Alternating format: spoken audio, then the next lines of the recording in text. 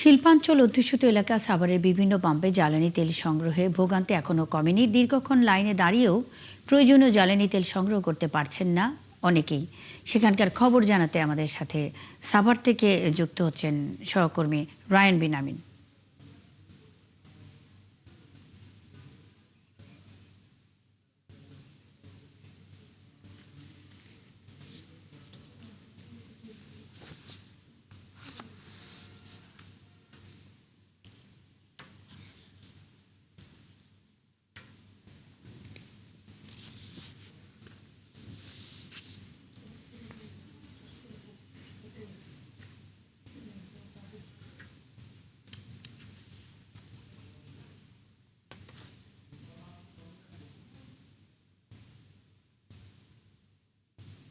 আমি এখন সাভারের থানা স্ট্যান্ডের চৌধুরী ফিলিং স্টেশনে আছি। এখানে কিন্তু তেল দেওয়া হচ্ছে, যদিও এখানেও ডিজেল দেওয়া হচ্ছে, তবে অকটেন সকাল থেকে দেওয়া শুরু করেছে, মধ্যরাতে তাদের গাড়ি এসেছে। আমি যদি একটু এখানকার সিরিয়ালটা দেখাই, এই পাশে প্রায় শতাধিকের বেশি বাইক আছে। ভোর 4টা থেকে বাইকার এখানে এসেছেন তেল নেওয়ার জন্য এবং প্রায় ঘন্টাখানিক হলো তারা এখন তেল পাচ্ছেন এবং সবাই সুশৃঙ্খলভাবে এবং সিরিয়াল ধরে তেল নিয়ে যাচ্ছেন। আর আরেক পাশে আছে ব্যক্তিগত গাড়ি, প্রাইভেট কার, মাইক্রো।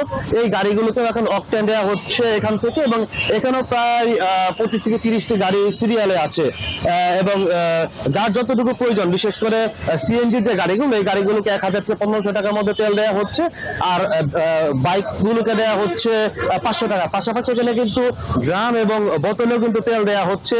যারা বিশেষ করে জেনারেটর, বিদ্যুতের প্রচুর লোডশেডিং এখন সাভারে দেখা দিচ্ছে, যার কারণে জেনারেটর চালাতে হচ্ছে বিভিন্ন প্রতিষ্ঠান এবং হাসপাতালগুলোতে, ক্লিনিকগুলোতে। এই কারণে কিন্তু ড্রামগুলোতে এখন তেল দেওয়া হচ্ছে।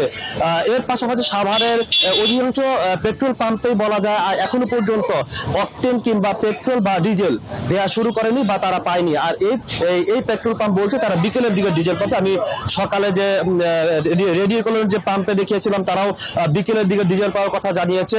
আমি সাভারের হেমায়েতপুরের দিকে খবর নিয়েছি, সেই হেমায়েতপুরের দিকে আসলে ডিজেলের সংকট। ফলে যে গণপরিবহন আছে, গণপরিবহন কিন্তু যেমন এই পাম্পের চারপাশে বেশ কয়েকটি গণপরিবহন এখন দাঁড়ানো অবস্থায় আছে, তারা তেলের সংকটে গাড়িগুলো চালাতে পারছে না।